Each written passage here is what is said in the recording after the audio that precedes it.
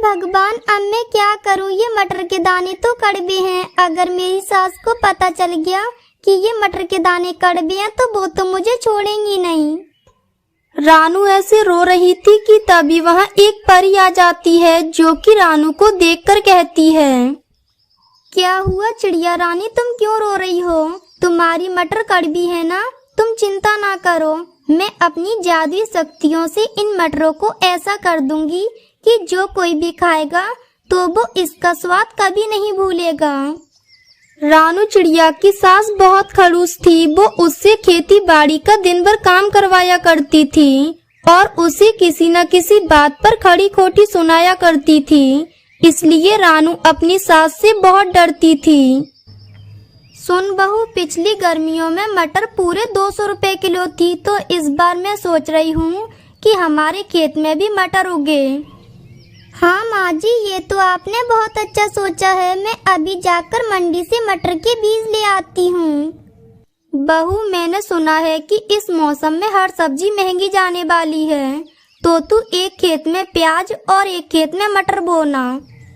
ठीक है माँ जी, मैं सबके बीज ले आऊंगी। बहू, याद रखना कि एक भी मटर कड़वी नहीं होनी चाहिए, क्योंकि कड़वी मटरों को कोई नहीं खरीदता है। अगर एक भी मटर कड़वी हुई तो मैं तुझे छोड़ूंगी नहीं। ठीक है माँ जी, मैं पूरी कोशिश करूंगी कि हमारी सारी मटरें स्वादिष्ट हों और एक भी मटर कड़वी ना हो। फिर रानू चिड़िया मटर के बीज लेने मंडी चली जाती है और वो दुकान पर पहुंचकर तोते से कहती है, काका, मुझे पूरी गारंटी वाले अच्छे मटर के बीज दे दो, नहीं तो मेरी सास मुझ पर बहुत गुस्सा करेगी। बेटी, मैं इन बीजों की गारंटी तो नहीं ले सकता, क्योंकि इन बीजों की जो फसल होती है वो थोड़ी सी कड़वी तो होती है। तोते काका, क्या आप मुझे बता सकते हो कि अच्छे मटर के बीज कहाँ मिलेंगे? हाँ, क्यों नहीं। हिमालय के जंगल में बहुत ही अच्छी मटर की फसल होती है, वहाँ तुम्हें अच्छी मटर के बीज मिल जाएंगे। तोते काका, आपका बहुत बहुत धन्यवाद। मैं अभी बीज लेने चली जाती हूँ। फिर रानू चिड़िया हिमालय के जंगल की तरफ मटर के बीज लेने चली जाती है और आते हुए उसे काफी देर हो जाती है। सुबह से शाम हो गई, ना जाने मनुष्य बीज लेने के बहाने कहाँ चली गई और यहाँ मैं भूखी मरी जा रही हूँ। तभी रानू चिड़िया वापस आ जाती है। माँ जी, मैं अभी आपके लिए भोजन बनाती हूँ। रानू, तूने इतनी देर कहाँ लगा दी? मैंने तुझे बीज लेने भेजा था, पूरा बाजार नहीं। माँ जी, मैं हिमालय के जंगल में मटर के बीज लेने गई थी, क्योंकि तोते काका ने बताया था कि वहाँ के मटर के बीज बहुत ही अच्छे होते हैं। हाँ हाँ, ठीक है, चल अब जल्दी से मेरे लिए खाना बना दे, तब तक मैं गोरी को अभी के घर की तरफ जा रही हूँ।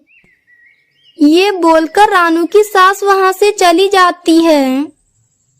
कालू बेटा, तू मेरा एक काम कर देना। मैंने अपने खेतों का बांध हटा दिया है, तो जब तू रात को अपने खेत में पानी लगाने जाए तो मेरे दोनों खेतों में भी छोड़ देना। हाँ हाँ, क्यों नहीं, आप चिंता ना करें, मैं आपके खेत में भी पानी लगा दूंगा। ठीक है कालू बेटा, तो अब मैं चलती हूँ। अरे आंटी जी, क्या आज आपको अपनी बहू रानू की चुगली नहीं करनी, जो तुम इतनी जल्दी जा रही हो? नहीं नहीं गोरी, आज तो रानू की चुगली करने का मन ही नहीं हो रहा। अरे ऐसा भी क्या कर दिया उसने जो तुम्हें उस पर इतना लाड आने लगा है? लाड़ वाड़ कुछ नहीं आ गया है। मैंने उससे कहा था कि खेत में मटर की खेती कर लियो, तो वो पिटाई के डर से अच्छे बीज लेने के लिए हिमालय के जंगल तक गई थी और वो अच्छी मटर के बीज भी ले आई है। ये तो रानू ने बहुत अच्छा किया, और ऐसे वो आपकी पिटाई से भी डर पाएगी। फिर ऐसे बातें करके रानू की सास वहाँ से चली जाती है। कालू जी, आप भी अपने खेतों में मटर की खेती करो। 200 रुपए किलो मटर है, अमीर होने का यही एक रास्ता है। तो फिर ठीक है गोरी, हम भी इस बार अपने खेत में मटर की खेती करेंगे। लेकिन गोरी, अच्छे बीज लेने के लिए मैं तो हिमालय के जंगल नहीं जा पाऊंगा, फिर अच्छे बीज कहाँ से आएंगे? कालू जी आप उसकी चिंता मत करो, मैं रानू चिड़िया के बीजों से अपने बीज बदल लाऊंगी। मैं उसके अच्छे बीज ले आऊंगी। आप चलो खेतों में काम करो, मैं रानू चिड़िया से बीज बदल कर लाती हूँ। ये कहकर गोरी कौवी अपने बीजों की पोटली लेकर रानू चिड़िया के पास चली जाती है। रानू बहन, आंटी जी नहीं आई आपके साथ? नहीं गोरी बहन, माँ जी मेरे साथ नहीं आई। और वैसे भी आपको तो पता ही है कि खेती बाड़ी का काम तो मेरा होता है।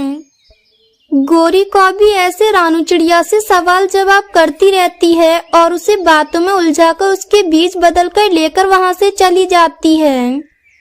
चलो अच्छा हुआ कि मैंने रानू चिड़िया के बीज उससे बदल लिए। अब मेरे खेत में लगेंगी अच्छी अच्छी स्वादिष्ट मटरें और रानू चिड़िया के खेत में लगेंगी कड़वी मटरें।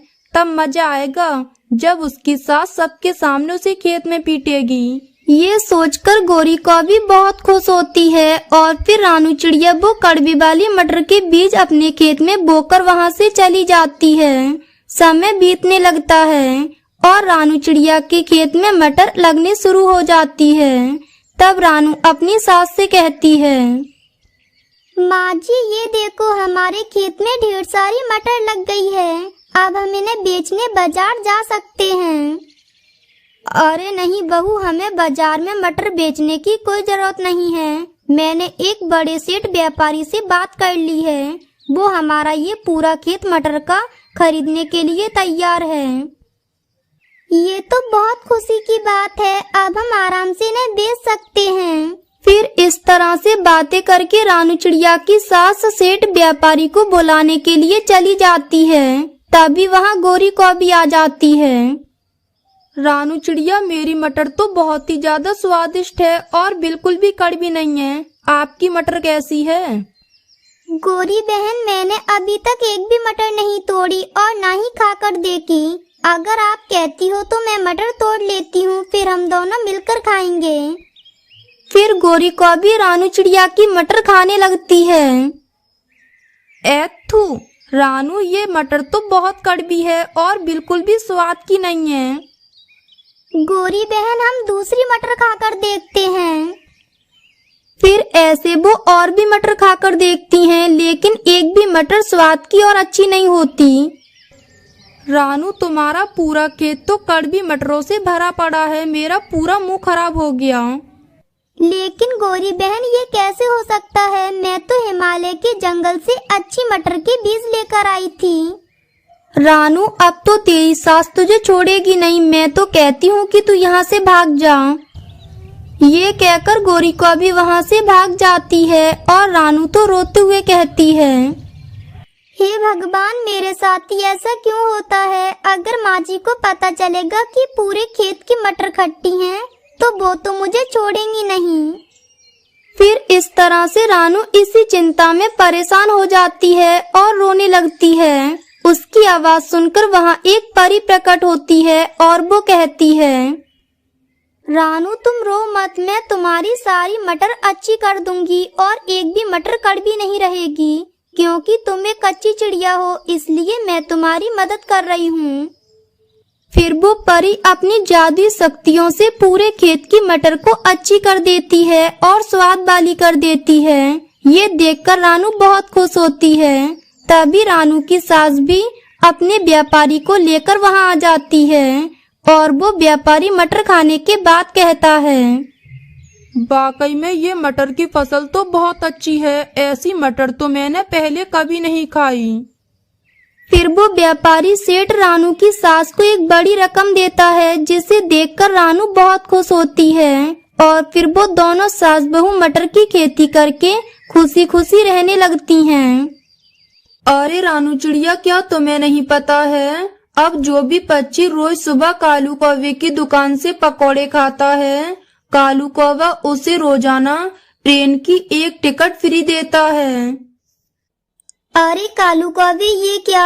ये तो तुम बहुत गलत कर रहे हो। ऐसे तो कोई भी पक्षी हमारे ठेले पर पानी पूरी खाने नहीं आएगा। अरे रानू चिड़िया, तो फिर तुमने भी तो यही किया था।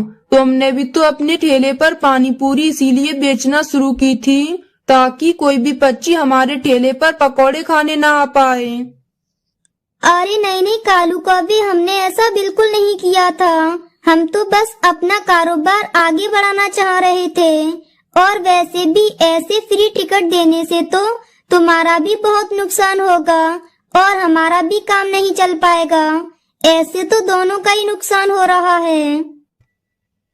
हाँ, तो तुम्हारी पानी पूरी की वजह से जंगल का कोई भी पक्षी हमारे पकौड़े भी तो नहीं खा रहा था, इससे हमारा भी तो नुकसान हो रहा था। गोरी बहन, अगर ऐसा है तो मैं अब से पानी पूरी बनाया करूँगी और ये कालू कौवा ट्रेन के अंदर जाकर वो पानी पूरी बेचा करेगा। इससे हम दोनों का ही कारोबार अच्छे से चलता रहेगा। अरे हाँ रानू बहन, तुम्हारा बहुत अच्छा आइडिया है। तुम लोग ऐसा ही करो, इससे तुम्हारा ही फायदा होगा। तुम अपनी पानी पूरी के काम को और भी ज्यादा आगे बढ़ा लेना, ताकि तुम दोनों बराबर के हिस्सेदार हो सको उसमें। अच्छा तो ठीक है रानू चिड़िया, अब से हम दोनों का जो भी मुनाफा होगा पानी पूरी में से हम दोनों उसे आधा आधा बांट लिया करेंगे। बस फिर क्या था, फिर अगले दिन से कालू कौवा रानू चिड़िया की बनाई हुई पानी पूरी ट्रेन में पक्षियों को बेचने लगता है। इसी तरह उन दोनों का कारोबार अच्छे से चलने लगता है। एक खूबसूरत से जंगल में कई प्रकार के पक्षी रहते हैं। वो सभी पक्षी अपना अपना काम करते हैं। उसी जंगल में रानू चिड़िया अपने पति सोनू चिड़ा के साथ रहती है। रानू चिड़िया और उसके पति सोनू चिड़ा की रेलवे स्टेशन पर चाय की दुकान थी। रानू चिड़िया और सोनू चिड़ा वहीं रेलवे स्टेशन पर ही मुसाफिरों को अपनी चाय पिलाते थे। रानू चिड़िया के बगल में ही कालू कौवा अपनी पत्नी गोरी कौवी के साथ रहता था। वो दोनों भी रानू चिड़िया के बगल में ही रेलवे स्टेशन पर पकौड़े बेचा करते थे। एक दिन कालू कौवे की पत्नी गोरी कौवी पकौड़े बेचते समय अपने पति कालू कौवे से कहती है, कालू जी, रेलवे स्टेशन पर पकौड़े का ठेला लगाने से हमारा काम कितना अच्छा चल रहा है। हाँ गोरी, तुम एकदम ठीक कह रही हो। जो भी पक्षी ट्रेन से उतरकर रानू चिड़िया की चाय पीता है वो पक्षी हमारे पकौड़े भी जरूर खाता है। हाँ कालू जी, अगर रानू चिड़िया की चाय की दुकान हमारे बगल में नहीं होती तो हमारा काम इतना अच्छा नहीं चल रहा होता। फिर ऐसे ही एक दिन वो रानू चिड़िया अपना काम खत्म करके अपने घर आ जाती है। तब उसका पति सोनू चिड़ा उससे कहता है, अरे रानू चिड़िया, आज मुझे बहुत ज्यादा भूख लग रही है। वैसे तुम मुझे ये बताओ कि आज तुम खाने में क्या बना रही हो। कुछ अच्छा ही बनाना, क्योंकि आज ज्यादा भूख लग रही है।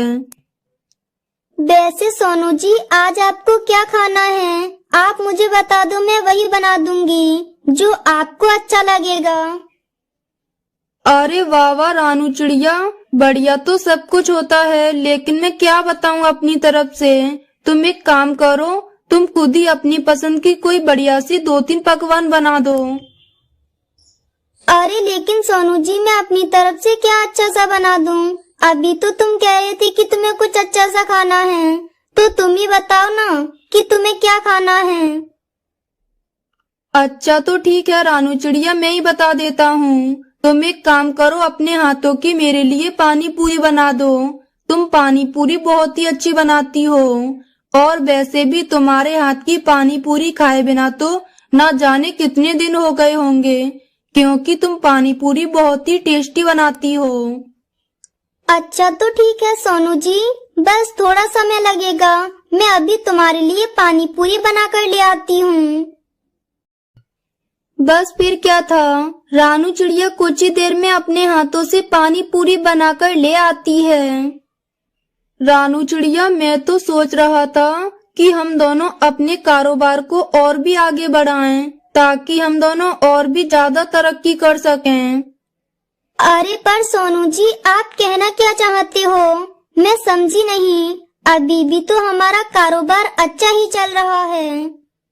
अरे रानू चिड़िया, मैं सोच रहा था कि तुम देखो ना पानी पूरी कितनी स्वादिष्ट बनाती हो, तो क्यों ना हम अपनी चाय के साथ पानी पूरी भी बेचें, तो हमारी और भी ज्यादा कमाई होगी।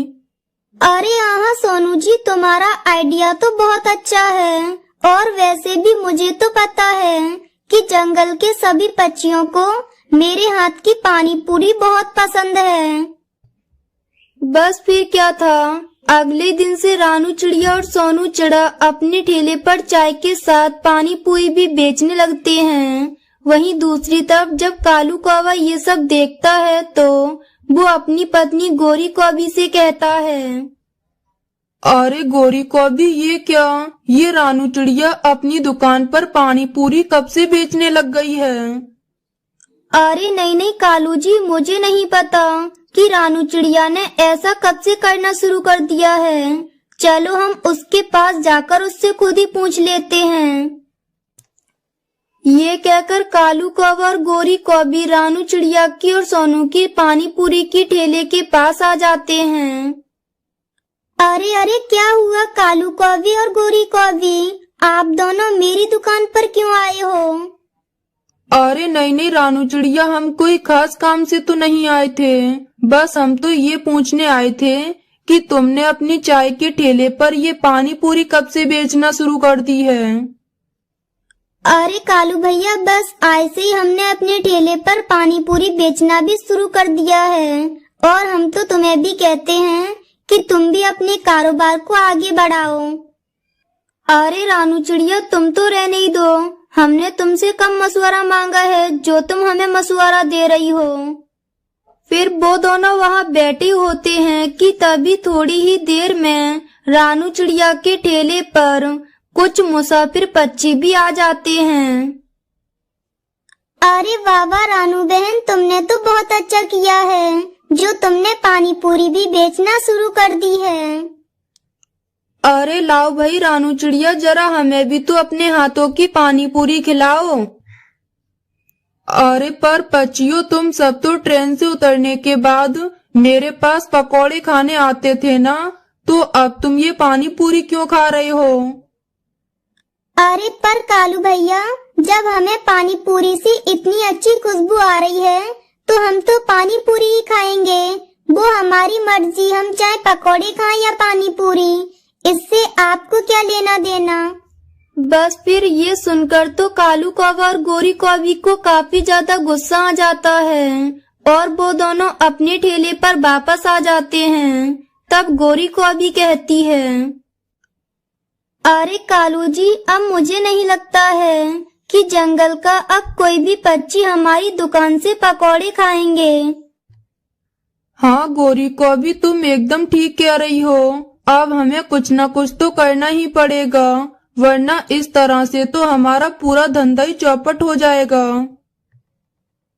अरे कालू जी, क्यों ना हम जंगल के सभी पक्षियों को ये बोलें कि जो भी हमारी दुकान से पकौड़े खाएगा उससे ट्रेन की एक टिकट फ्री मिलेगी।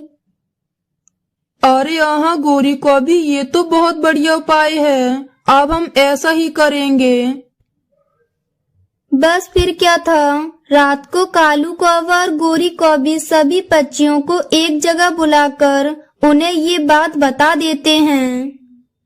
देखो पक्षियों, अब कल से जो भी हमारी दुकान पर पकौड़े खाने आएगा उसे हम एक ट्रेन की टिकट फ्री देंगे। अब कल से जिसे भी ट्रेन की टिकट फ्री चाहिए वो हमारी दुकान पर पकौड़े खाने आ जाना।